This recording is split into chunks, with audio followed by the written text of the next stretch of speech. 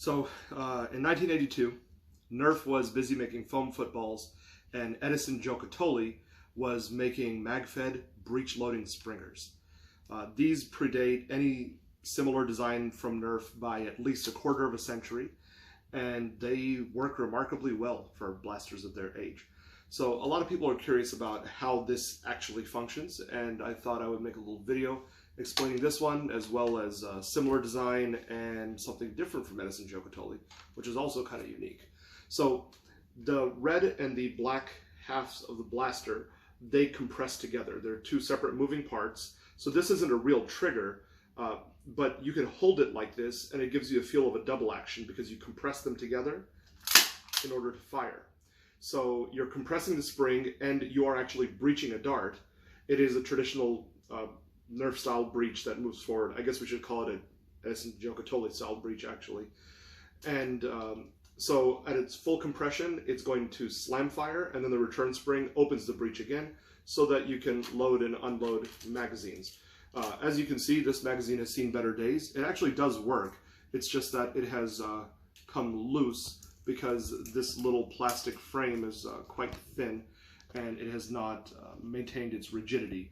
I mean, it has been in a package for 24, no, not more than 24 years. Holy crap, what am I thinking? 1982? That's like 36, no, longer than, dear God, probably I'm so close old. to 40. 40 years, yeah, just about 39 years. This thing came fresh out of a package after 39 years. Wow. And the fact that it still works at all is amazing. So this and this one are mechanically more or less identical.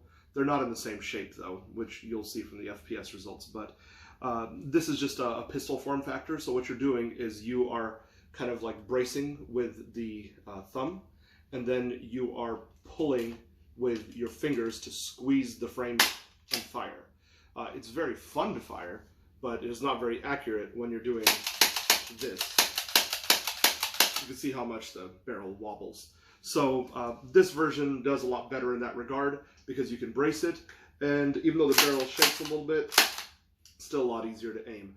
What you can do for increased stability is you can basically just brace the front end, and you can do something that no modern blaster does as far as I know. You can actually push into the shoulder forward in order to fire, so kind of like that. And if you want to slam fire it quickly, just like an Alpha Trooper, you can just hold it and pull back like that. So it's a very versatile design. Because it's slam fire only, it's obviously not quite as functional as a modern blaster, but it's simple and it's robust, and it works surprisingly well for something that old. So I don't know if it's just because maybe these are not in great condition anymore, or one of them has aged worse than the other, but I got about 45 FPS out of this one, and close to 60 FPS out of this. One of the shots even hit 70. And they are firing these little pellets. So these are officially called 8mm gummies, I believe. And I refer to them as the red pellets because there are yellow ones. Apparently, according to my pompous color theory major graphic design girlfriend, You found these are orange or something, I guess. I don't know. I thought they were reddish. Colors aren't even real. Orange is like red.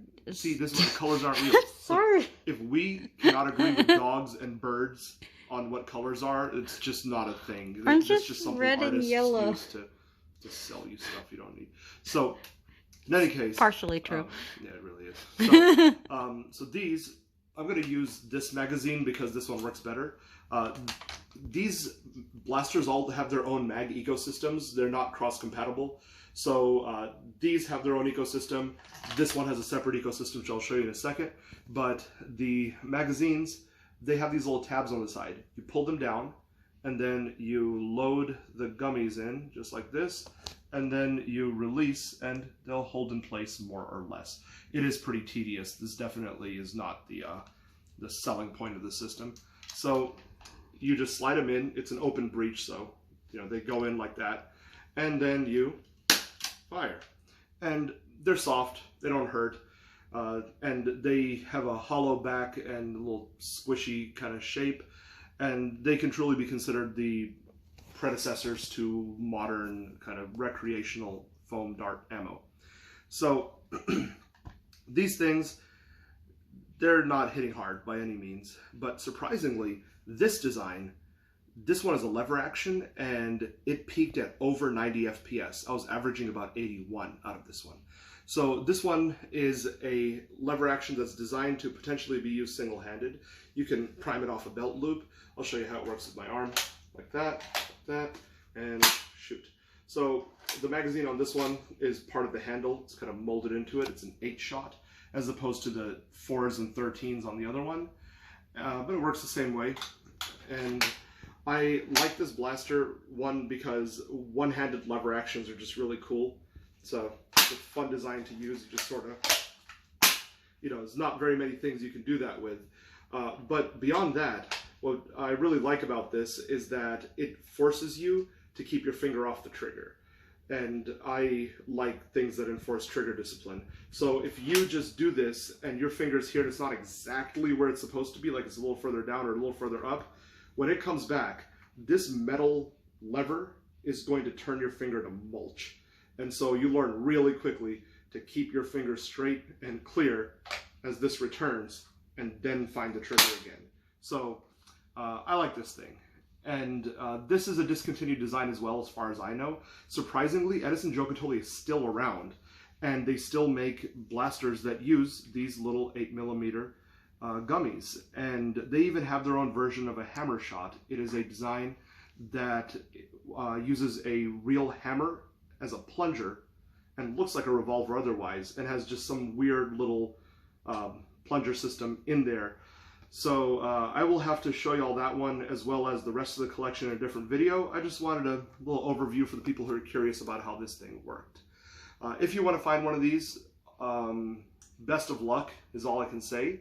I spent 3 years trying to Google it unsuccessfully. Only ever saw 2 listings ever on eBay. I attempted to purchase both of them. The first one just got caught up in customs, never came through. Second one finally arrived 3 years later. So this is the Target Master.